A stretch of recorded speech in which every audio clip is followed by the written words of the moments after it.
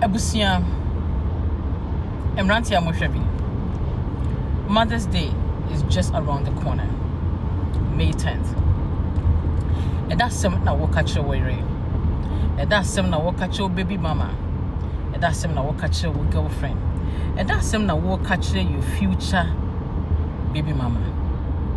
Ebusia, so if you have run out of stuff to say, I beg, see Moses bless. Na ye abefree mu.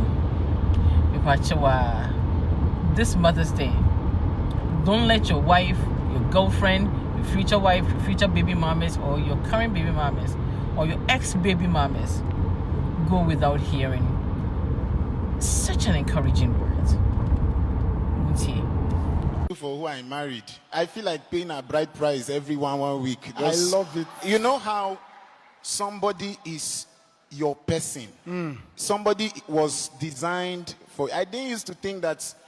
I had gotten to the point where I thought that when you enter this thing, you can anything you see, take it like that. I never believed that you can actually be in something where you are so happy and so comfortable with the person you're with, or with this personal gift from God. I just want to marry her again and again and find I love her, and I want to just continue discovering this love journey with her.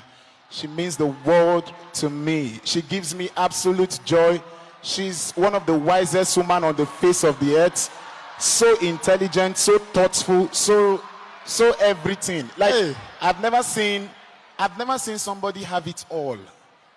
She has it all. Like I feel like the world has not even seen anything yet about her. She's a woman of God, full package blessing. Everything. Yeah. Everything. Okay. So Balekete Sedaya. Listen, imagine marrying 1 year later, and I feel more excited being with her than I even felt when I was getting married. You know, very understanding. My ministry requires me to travel, very considerate.